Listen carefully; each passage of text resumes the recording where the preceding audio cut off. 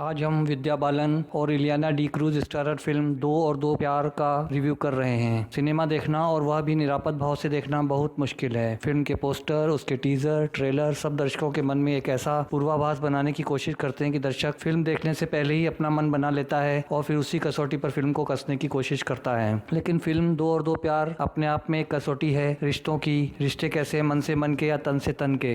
विवाह से बाहर कोई प्यार क्यों तलाशता है? क्या इसलिए कि उसका अच्छा खासा वैवाहिक जीवन पटरी से उतर चुका है, या फिर उसे विवाह से पहले भी कभी प्यार नहीं मिला और जब भी जहां भी उसे जरा सा भी प्यार मिला वह उसे बाहों में भर लेने के लिए बेताब हो जाता है। नवोदित निर्देशक शीर्षा गुहा ठाकुरता की फिल्म दो और दो प्यार एक दौर के सिनेमा की याद दिलाने वाली फिल्म है, जब वासु चटर्जी और विनोद पांडे जैसे निर्देशक वैवाहिक रिश्तों में निजी सुख तलाशने वाली कहानियों पर फिल्में बनाया करते थे। निर्देशक शीर्षा गुहा ठाकुरता ने विज्ञापन फिल्में खूब बनाई हैं और तभी शायद वह इंसानी जज्बात को इतने करीने से समझ पाई हैं। असहज परिस्थितियों में सहज होते मन की अंतर कथा समेटे फिल्म शुरू होती है दो जोड़ों के बीच दिखने वाले सम्मोहक प्यार से। एक अभिनेत्री से एक कॉर्क बनाने वाली फैक्ट्री का मालिक प्यार करता है। एक फोटोग्राफर को एक डेंटिस्ट से प्यार हो चुका है। दोनों जिनसे प्यार करते हैं वे आपस में शादीशुदा हैं। 3 साल का प्यार और 12 साल की शादी और दोनों के अपने अपने विवाहेतर रिश्ते। लेकिन फिर हालात ऐसे भी बनते हैं जब जिससे अफेयर है वही सवाल पूछती है, तुम्हारा किसी से अफेयर तो नहीं हो गया? और जवाब मिलता है, किससे? अपनी बीवी से। प्रेम क्या है? क्या ये साथ बिताया जाने वाला समय है या ये पारिवारिक जिम्मेदारियां उठाते किसी व्यक्ति के हाथों से फिसल चुका वक्त है? फिल्म दो और दो प्यार को देखना मौजूदा दौर की सामाजिक संरचनाओं में गुम हो चुके सवालों की तफ्तीश जैसा ही है। दो अलग अलग क्षेत्रीय पहचान वाले कामकाजी लोगों के प्रेम के बीच दो अलग अलग रचनात्मक व्यवसायों वाले लोग आते हैं। दोनों अपना अपना रिश्ता छुपाते हैं। मोबाइल की लगातार बजती घंटियों को, साइलेंट मोड वाले फोन को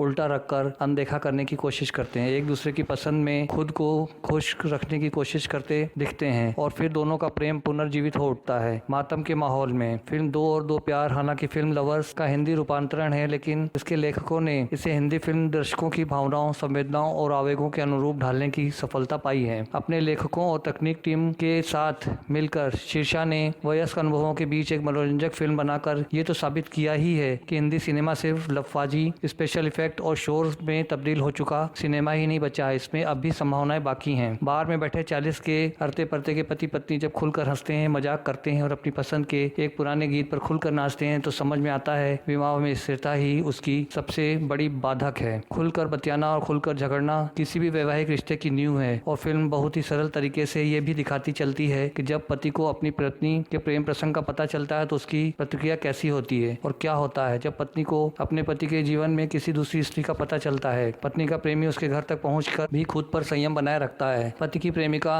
उसके घर परिवार में अपनी मौजूदगी का एहसास कराने के मौके तलाशती रहती है। अपने प्रेमी की पत्नी के लिए बद्दुआएं भी देती रहती है। पुरुष और स्त्री के प्रेम प्रकटन की इन छोटी छोटी लेकिन महत्वपूर्ण घटनाओं में ही फिल्म दो और दो प्यार का असली मर्म छुपा है। विवाहित जोड़े के रूप में यहाँ विद्या बालन और प्रतीक गांधी हैं। दोनों ने काव्या गणेशन और ऑनिर बनर्जी के अपने अपने किरदार इतनी कुशलता से जिए हैं कि कुछ देर बाद लगता ही नहीं कि यहाँ दो अभिनेता अभिनय कर रहे हैं। काव्या के माथे पर बिंदी न देख माँ के टोकने पर उसका असहज होना या फिर अपने पिता के साथ समुद्र तट पर बिखरती संभलती काव्या का पिता स्पर्श पाकर सहज होना। विद्या बालन ने अरसे बाद खुद को एक किरदार में भुला दिया है और प्रतीक गांधी की कलाकारी भी आखिरकार बड़े पर्दे पर अपना रंग जमाने में कामयाब हो ही गई। अपने युवा वर्ग के वह बेहतरीन कलाकार हैं, बस निर्देशक इन्हें सही मिलने जरूरी है। बार बार नाक पर खिसक आने वाले चश्मे को संभालता एक कामकाजी इंसान पत्नी और प्रेमिका के बीच खिंची डोरी पर चलते चलते पसीना पसीना हो चुका है, लेकिन वह छोड़ना दोनों में से किसी को नहीं चाहता। इस प्रकार के रिश्तों में खर्च होने वाली ऊर्जा और दोनों में से किसी एक को चुनने की चुनौती को प्रतीक ने पर्दे पर जीकर दिखाया है। अमेरिकी सिनेमा का खास चर्चित नाम रहे सेंथिल राममूर्ति ने फोटोग्राफर का किरदार अच्छे से निभाया है। उनकी हिंदी में संवाद अदायगी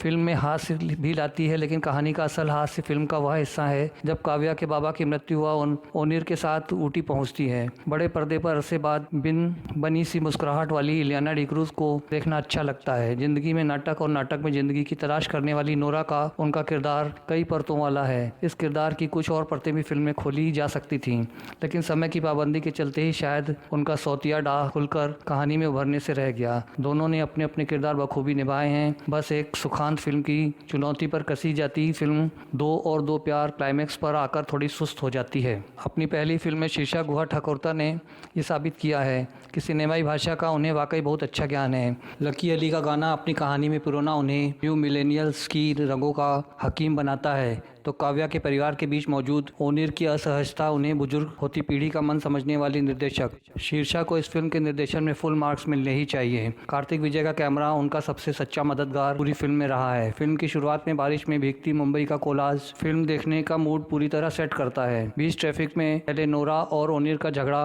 और फिर काव्या और उनके पिता का झगड़ा की शीर्षा के निर्देशन के दो अनोखे लेकिन दिलचस्प हाईलाइट हैं। फिल्म की प्रोडक्शन डिजाइन में शैलजा ने आंखों को सुकून पहुंचाने वाले फ्रेम गढ़े हैं। वीरा कपूर ने अपने किरदारों को उनके व्यवसायों के हिसाब से सही पोशाकें पहनाई हैं। फिल्म का एक और ध्यान देने वाला पहलू है इसकी साउंड डिजाइन और इसका बैकग्राउंड म्यूजिक। बंदार और शुभाजीत ने इसकी महत्ता बहुत सादगी से समझाई है। फिल्म देखते समय दर्शकों को थोड़ा असहज करती है, लेकिन कला वही है जो सहज को असहज और असहज को शांत बना दे। बस आज इतना ही, मिलते हैं नेक्स्ट वीडियो में। तब तक के लिए अपना ख्याल रखें, हमें याद रखें और चैनल को लाइक और सब्सक्राइब करना ना भूलें।